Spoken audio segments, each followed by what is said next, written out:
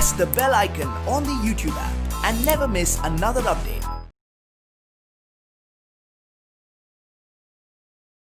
In the previous class, we have discussed about Ampere-Maxwell's equation, or Maxwell's correction to Ampere's circuital law, and we have studied the concept of displacement current. Today we are going to take up Maxwell's equations.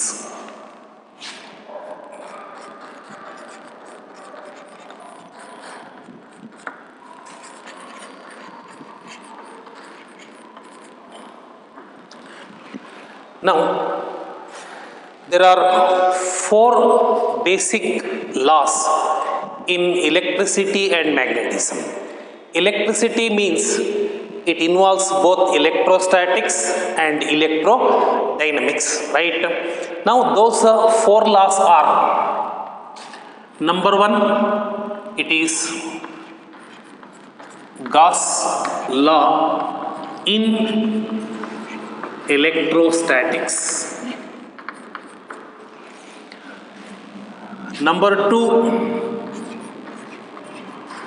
Gauss law in magnetism. Number three, Faraday's law of electromagnetic induction. Now the fourth one, Ampere's circuital law. They were the four basic laws in electricity and magnetism. We are discussing the concepts which are developed in 18th and 19th century. Now, Maxwell noticed that this Ampere's circuital law is logically inconsistent. Now, this law fails to give magnetic field between the two plates of a charging capacitor, or in any circuit containing capacitor we cannot apply Ampere's circuital law. Now, Maxwell corrected or modified Ampere's circuital law by introducing displacement current ID. Displacement current comes into place in a region where the electric field or electric flux changes with respect to time. By introduction of displacement current, Maxwell has removed the inconsistency in Ampere's circuital law, and gave Maxwell Ampere's circuital law, Now, before the displacement current, when we consider these four laws, now these four laws are not symmetric. There is an asymmetry in the four laws, before the introduction of displacement current. What is that asymmetry, We know that, just to understand asymmetry. Now, dual nature of matter, Now we know that there are two forms of things in nature: matter and energy. If one form of thing, energy, that is the light, exhibits dual nature, then the material particle also exhibit wave nature. That is called symmetry between matter and energy. See here, considering Ampere's circuital law. Now, according to Faraday's law, whenever there is a change in magnetic flux linked with a coil or a circuit, an EMF is always induced in it. And this induced EMF is equal to the rate of change of magnetic flux linked with the coil or circuit. That means to say, according to Faraday's laws of electromagnetic induction, a time varying magnetic field induces an electric field. Right? Now, EMF is nothing but the amount of work done per unit charge in driving once round a closed circuit. Right? That means EMF is nothing but voltage or potential difference. Potential difference exists only in a region of electric field. That means a time varying magnetic field induces EMF means it induces electric current. But none of the other law says that a changing electric field produces a magnetic field or induces a magnetic field, right? In this way, these laws are asymmetric. According to these laws, 4 laws, particularly Faraday's law, a changing magnetic field with time induces an electric field. But no law says that a changing electric field induces a magnetic field, right? Now, after the introduction of displacement current, right, now the Ampere's circuital law, right, is modified and it becomes Maxwell's Ampere circuital law. Now, when we consider these 4 laws, there is a symmetry, right, in this equation. Now, according to equation 4, a changing magnetic field induces an electric field. According to Maxwell Ampere's circuital law, a changing electric field induces a magnetic field. That is, whenever a capacitor is charging, the electric field between the plates of the capacitor changes with respect to time, inducing a magnetic field, right?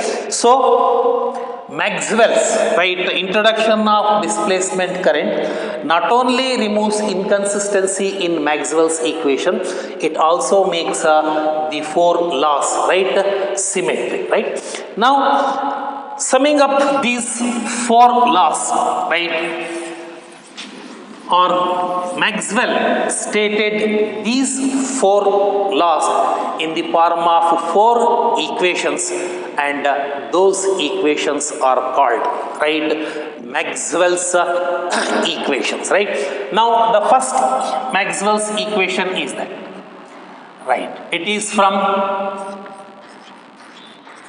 Gauss law in electrostatics.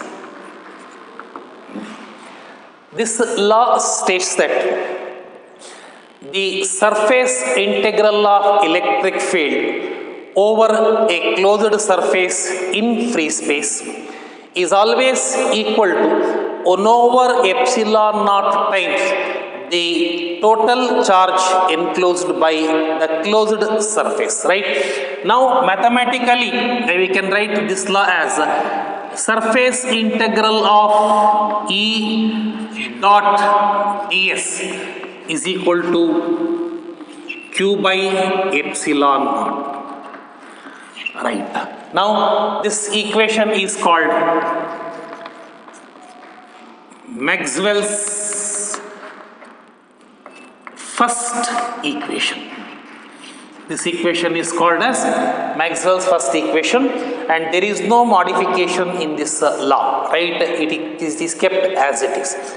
Now, according to this law, right, electric lines do not form a closed loop. They do not form a closed loop. That means to say that there exists, right, separate or isolated positive charge and isolated negative charge, right? So, this law predicted that there can be isolated positive charge and isolated negative charge. Why I am telling, right, when this law is proposed, right, by Gauss, we don't know anything about electron, proton. Electron is responsible for positive charge, negative charge, and proton is responsible for positive charge, right? It is in 1898 J.J. Thomson discovered electron, and after that we are having a Bohr's atom model, right? Later on, right, Rutherford discovered nucleus, right, and he discovered, right, Chadwick discovered neutron, right, and again there is a discovery of proton, etc., right? So this is much before the discovery of electrons, right? So it predicts that there can be isolated positive charge and isolated negative charge. Electric line always starts from a positive charge and ends at negative charge. There is a both starting point and ending point. Therefore, electric lines do not form closed loop. Now the second one, Gauss law in magnetism. It states that the surface integral of magnetic field, right, over a closed surface, right, is equal to 0, right? That means the surface integral of magnetic field over a closed surface is equal to 0, right? That in other words, the net magnetic, right, lines passing through a closed surface is 0. That means to say the number of, right, magnetic lines entering a closed surface is equal to the number of magnetic lines leaving the closed surface. That means the magnetic flux is 0. The total magnetic flux is 0 over a closed surface, right? Now this law predicts that magnetic lines form a closed surface. Closed loop, not surface. Magnetic lines form a closed loop, right? What is the significance of this statement? Magnetic lines form closed loop. That means there is no starting point and there is no ending point. They exist in the form of a loop, right? In other words, there is no existence of magnetic monopole. We cannot have isolated north pole, magnetic north pole, and an isolated magnetic south pole. They always exist together, right? We cannot separate, right, a north pole from a south pole. Whereas we can have an isolated positive charge and isolated negative charge. This law rules out the possibility of isolated magnetic poles, right? And this equation is called Maxwell's second equation. This equation is called Maxwell's second equation. Now, as it is the same thing, Gauss law is studied in electrostatics. Gauss law is also studied in magnetism. They remained in their original form.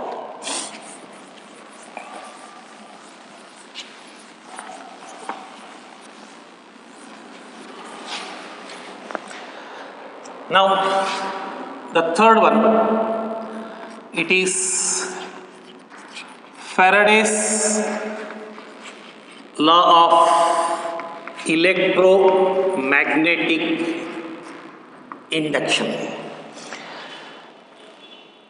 Students, we have already discussed electromagnetic induction.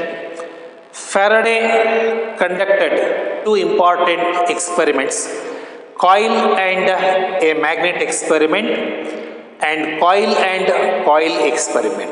From the experimental observations of Faraday's experiment, right, he come to the conclusion that whenever there is a change in magnetic flux linked with a coil or a circuit, an EMF is always induced in it. if coil or circuit is a closed circuit or a closed coil, then a current is induced in the coil. This EMF is called induced EMF and current is called as induced current. Let it be, we are taking only EMF. This EMF is nothing but the electric field, right? Whenever there is an electric field, right, there exists an EMF or potential difference which drive electric charges, right? Now, according to Faraday's law, the rate of change of magnetic flux, or the magnitude of induced EMF is directly proportional to the rate of change of magnetic flux, right? Or now the line integral of magnetic field, the line integral of magnetic field over a closed loop is equal to the rate of change of magnetic flux through a surface, right, enclosed by the closed loop, right? Or mathematically this can be written as V is equal to, right, line integral of B dot dl is equal to minus d phi d by dt. This is equation 3 and this equation is called Maxwell's third equation, right? So remember that here V, that is induced EMF, is equal to, right, line integral of magnetic field is equal to minus d phi by dt. Here this negative sign indicates that the induced EMF always opposes the change in magnetic flux linked with it, right? Now the fourth equation is from Maxwell Ampere circuital law. Maxwell Ampere circuital law. Now, Maxwell Ampere circuital law states that the line integral of magnetic field, right, over a closed surface. So what I have given, so this is, sorry, we will make it once again. So one mistake is done. That third one we are having Faraday's law, right? Faraday's law of electromagnetic induction. In fact, this V is equal to, this is line integral of electric field, right, over a closed surface, not magnetic field, line integral of electric field, that is equal to minus d phi b by dt. And this equation is called, right, the third Maxwell's equation. According to this equation, right, according to this equation, a changing magnetic field induces an electric field. Now the fourth one,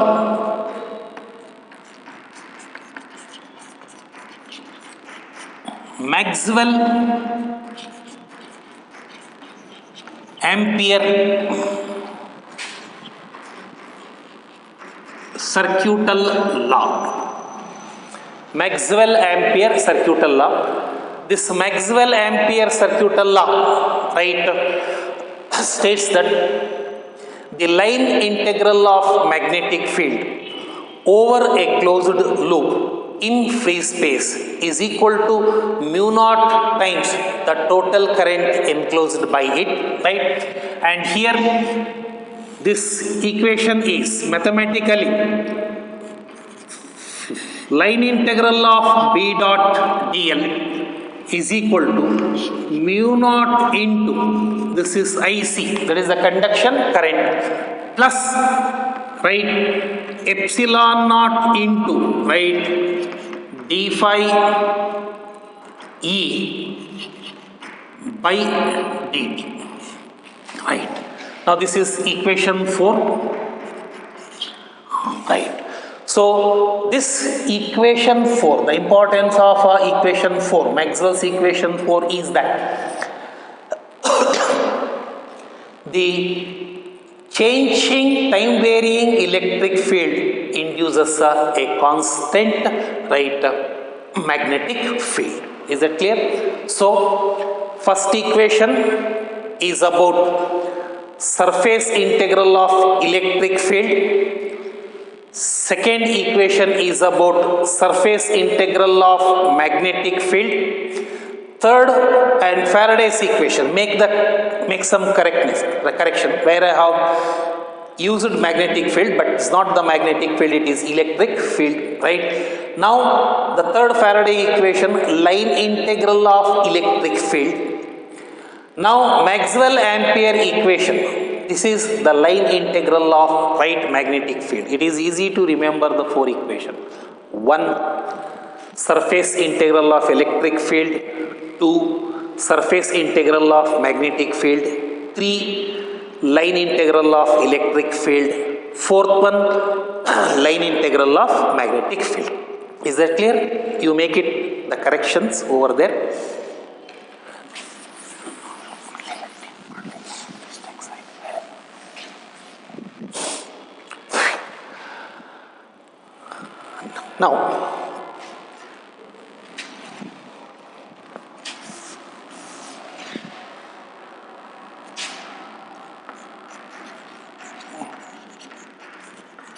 Now importance of, right, Maxwell's equation.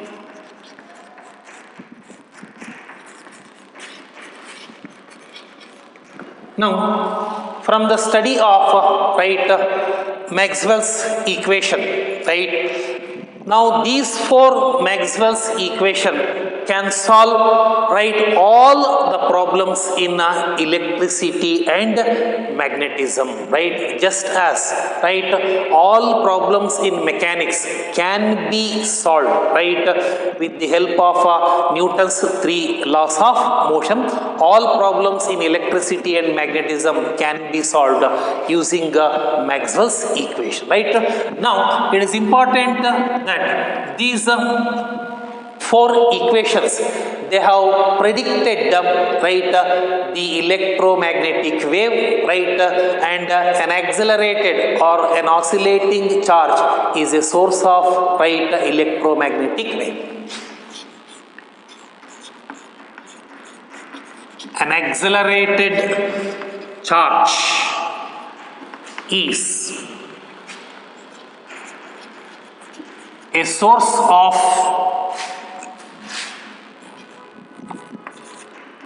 electromagnetic waves. An accelerated charge or an oscillating charge is a source of electromagnetic waves. Now the second one is, these electromagnetic waves are transverse waves which propagate through free space, that is air or vacuum, with a speed of 3 into 10 raised to the power of 8 meter per second. Now whenever there is an accelerated motion of charge, electromagnetic waves are produced. These electromagnetic waves are transverse waves which propagate even through vacuum, right? Not a material medium is not required here. Through free space or vacuum with a speed of 3 into 10 raised to the power of 8 meter per second.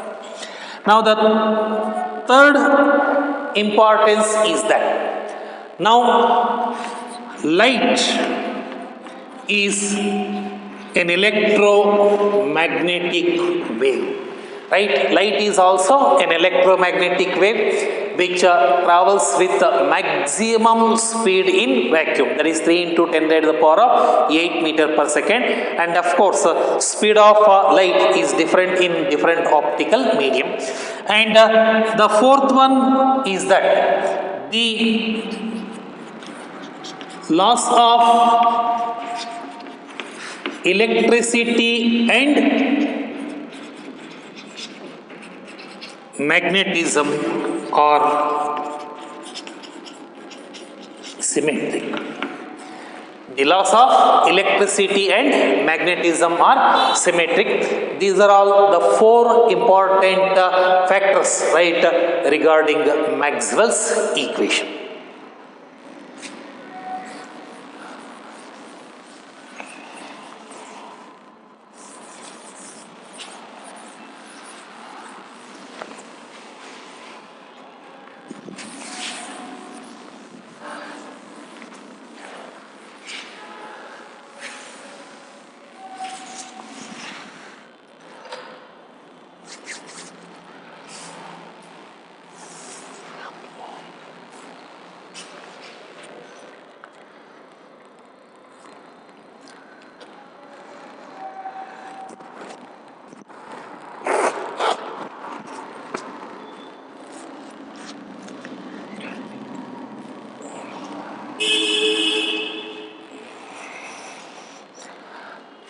Right.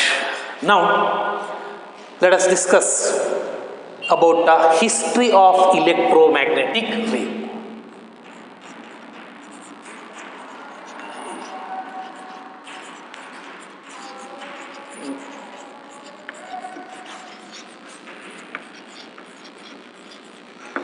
History of electromagnetic waves, right?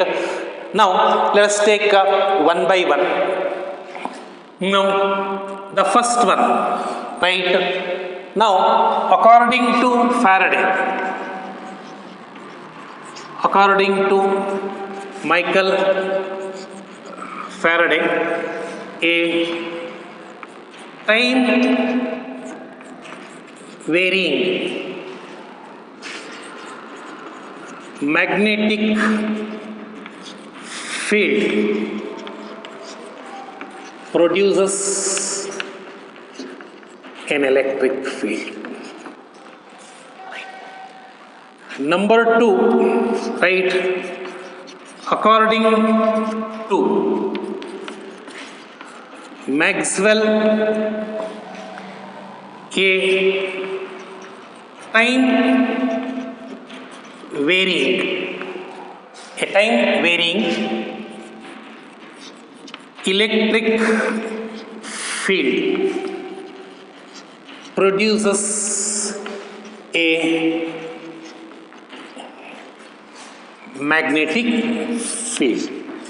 That means electric charge is the source of both electric field and magnetic field, right? Now, when a charge is at rest, when we take a charged particle Q is at rest, right, it produces only electric field, right? Electric field is the region of space around a charge or a system of charges at rest where other charges experience force, right? Now this equation, that is electric field E is there, but magnetic field B is equal to 0. There is no magnetic field here. Now when the charge Q is moving with a velocity v, it produces both electric field and magnetic field. A charge in motion produces both electric field and magnetic field. But when a charge is moving with constant velocity, when a charge is moving with constant velocity, that means the current due to the motion of charge remain steady, then this electric field and magnetic field will not change with time. This is an important point. When a charged particle is moving with a constant velocity, the electric fields and magnetic fields around the charge in the region of space, right, will not change with respect to time. That is very important. But an accelerated charge, right, now acceleration is not equal to 0. An accelerated charge that produces, right, electric field and magnetic field just like a charge moving with constant velocity. But the difference is, right, now electric field and magnetic field produced by an accelerated charge is, right, are vary with time, right? As time changes, right, electric field and magnetic field also change with time. So when we take the third point, right, now according to Maxwell,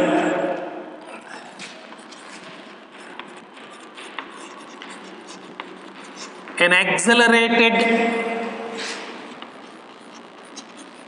charge produces time varying electric field and magnetic field, which are mutually perpendicular to each other. These electric fields are mutually perpendicular to each other, right? Now these two mutually perpendicular time varying electric field and magnetic field, right, are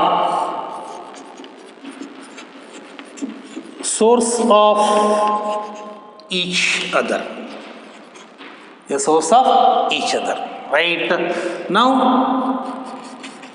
time varying electric field and magnetic field produce electromagnetic wave that propagates in space in a direction perpendicular to, right, both the directions of electric field and magnetic field. So, according to Maxwell, an accelerated charge, right, produces a time varying electric field, and that in turn produces a time varying magnetic field, right. Now these two fields are mutually perpendicular to each other, and these two fields are source of each other. That means when electric field changes with time, that induces a time varying magnetic field. That time varying magnetic field in turn induces electric field. So here changing electric field induces changing magnetic field, and changing magnetic field induces changing electric field, right? And these two, right, time varying field, right, produce electromagnetic waves, right? These electromagnetic waves, right, propagate through space, right, in a direction perpendicular to both the direction of, right, velocity, direction of electric field and direction of magnetic field. Suppose if we have three mutually perpendicular directions. Suppose electric field, right, is along y-axis, magnetic field is along z-axis, then the speed of light in electromagnetic wave is along x-axis, right? So velocity of electromagnetic wave, right, direction of electric field and direction of magnetic field, they are three mutually perpendicular directions, right? This is the third point.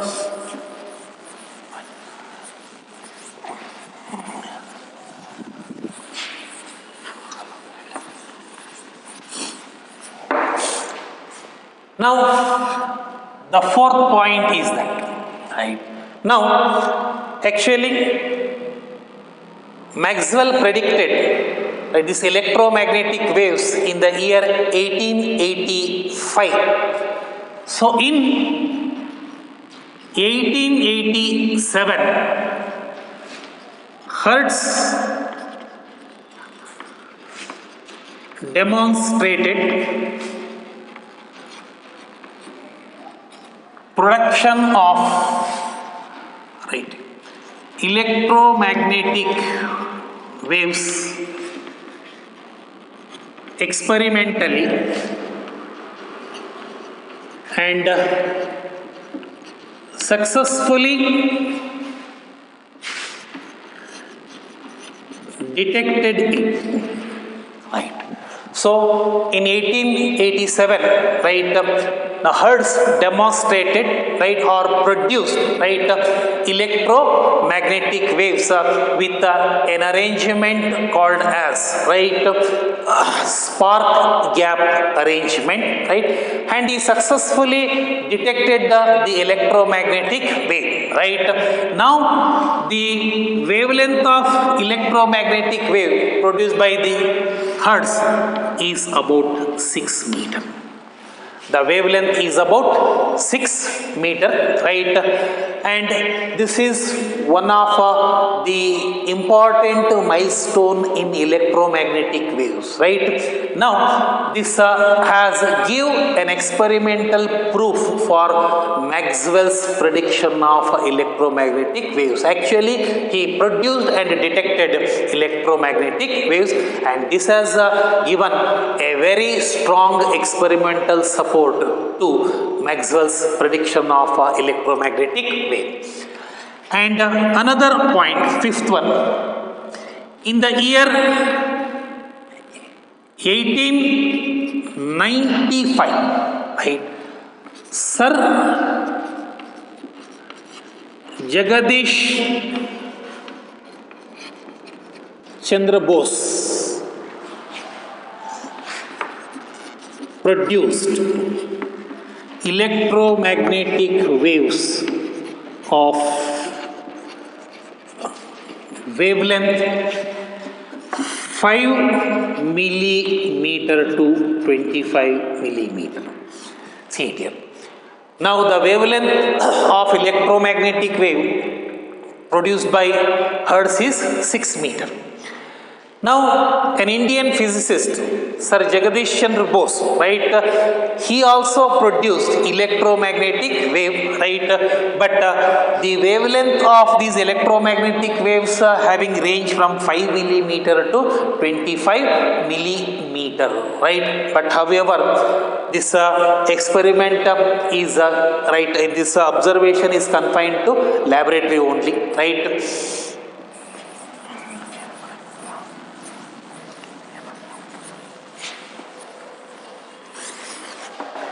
right?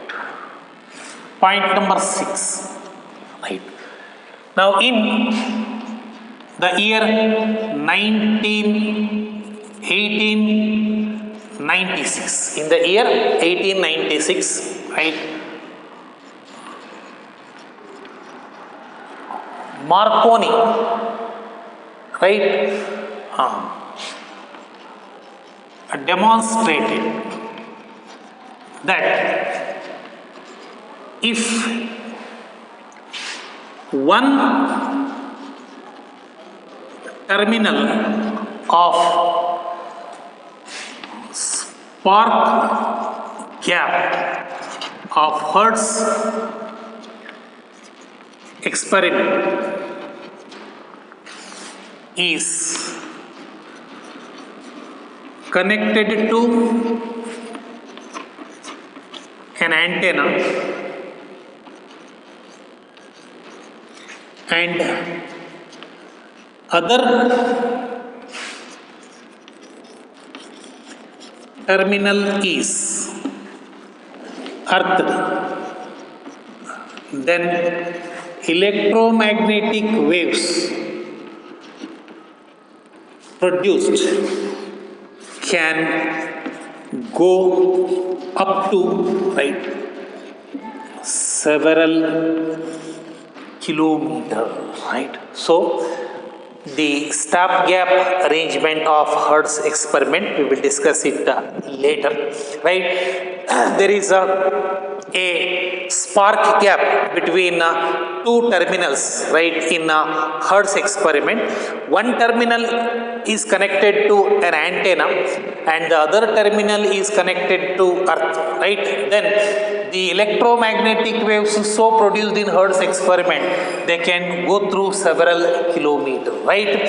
With and the same thing, the same spark gap, right, antenna earthing system can be used as a detector, right? Using a system of antenna and earthing, we can able to detect this electromagnetic waves, right? So in the same year 1896, right, now the Marconi, with the arrangement of a transmitter and detector, he sent, right, the message, right, about 50 kilometer across the English Channel, right?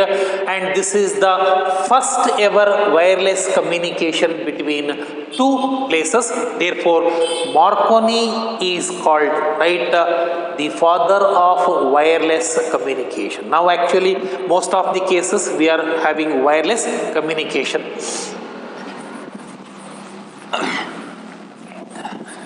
Now this is the history behind, right, electromagnetic wave. The main contributors are, right, Maxwell, Henrik Hertz, right, Jagadish Chandra Bose, Marconi, right? They are the main contributors of this concept of electromagnetic waves, right?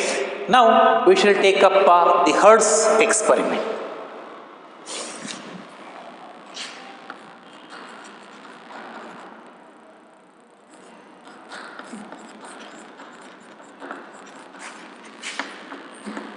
Right. Now the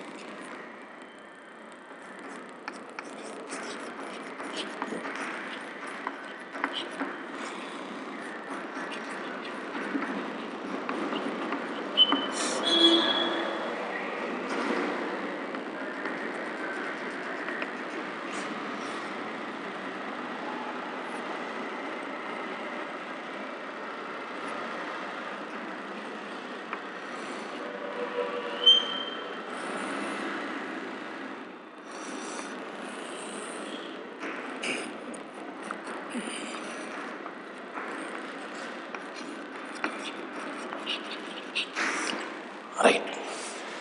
This is the schematic diagram of Hertz experiment.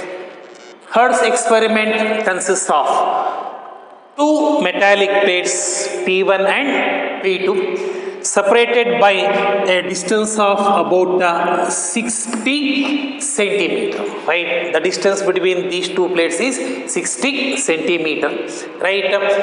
The plates are connected to, right, two small well polished metallic spheres S1 and S2 through a thick copper or zinc wires, right? Here plate P2, we will take it as plate P1, this is P2 for convenience. P1 is connected to S1 through a thick copper wire. P2 is connected to S2, right? Again through a thick copper wire, or we may use zinc, right? Now there is a small air gap between these two spheres. It is of the order of 2 to 3 centimeters. Now, these are all the two terminals. The copper wires acts as two terminals across the gap, right? An air gap between S1 and S2. Here, these two terminals are connected to an induction coil, right? An induction coil is a device, right, which is based on the phenomenon of mutual induction, which comes in electromagnetic induction. This induction coil is a device that converts, right, a low voltage potential, right, as a high voltage potential difference, or an induction coil can be used, right, to produce a very large potential difference, right, of several thousand volt, right, by using a low volt battery of 3 to 6 volt, right. Now this is the input of the induction coil. The induction coil, right, gives a very high potential difference of several thousand volt, right. Now in the path of the produced electromagnetic wave, we placed a thin copper ring, right, again having two highly polished small spheres K1 and K2. They are separated by a very small gap. It is almost closed, right, with a very small, right, gap between K1 and K2, right. This is the experimental arrangement of Hertz experiment, right. Now, when a very high potential difference of several thousand volt, right, is applied to, right, the terminals, right, of P1 and P2, right, a very large potential difference appears across S1 and S2, right. So due to that very high potential difference, right, the air gap, right, undergoes dielectric breakdown and a spark is produced due to the transfer of charge from one sphere to another sphere, right. The entire system acts as an LC oscillator, right. Here the plate P1 and P2 acts as two plates of capacitor, right, parallel plate capacitor with low capacitance value, because we have capacitance C is equal to epsilon naught A by D. If D is very large, say 60 centimeter, C is very small, and here these two copper wires, they act as inductance, right, they offer inductance to the circuit, and this is an LC oscillator that we have discussed in AC, alternating current. Now this oscillating charges across S1 and S2, right, they generate electromagnetic wave, right, they travel in this direction, right. Now electromagnetic waves cannot be seen, right, they can be detected through a device. Here we are having two spheres, right, the position of K1 and K2 kept in such a way that, right, the gap is perpendicular to the magnetic field of electromagnetic wave. So when the electromagnetic wave passes through the gap, the magnetic field is a time varying magnetic field, right? Now that magnetic field, time varying magnetic field of electromagnetic wave, right, changes the magnetic flux linked with this ring, right? When magnetic flux linked with the ring changes, an EMF is induced and a spark appears across K1 and K2, right? A spark will be appear across K1 and K2 only if an EMF is induced in the ring. EMF is induced in the ring only when the magnetic flux linked with the ring changes. That means the electromagnetic waves, right, produced in the gap, right, spark gap, right, produces this spark here.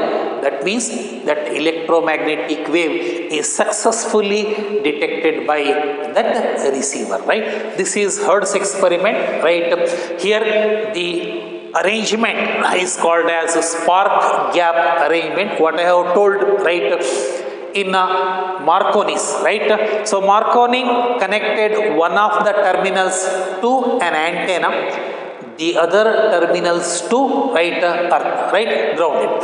Then these electromagnetic waves generated, they can travel through, right, several kilometers, right. Now here this frequency of electromagnetic waves generated is 1 by 2 pi into square root of LC, right, where C is capacitance of this parallel plate capacitor, plate P1 and P2 acts as two plates of capacitor, and L is self-inductance of the copper wires connected to the plate and the spheres. So experimentally also, right, this equation, when frequency calculated, right, this is nu is equal to 1 over 2 pi into square root of LC. So here the wavelength of the electromagnetic waves produced is about 6 meter, right. Now that is the Hertz experiment. It successfully, right, produced and detected the electromagnetic waves. This experiment is conducted in the year 1887. Right. Okay. Let us stop at this stage. In the next class, we will take the important properties of electromagnetic waves and classification of, right, electromagnetic waves.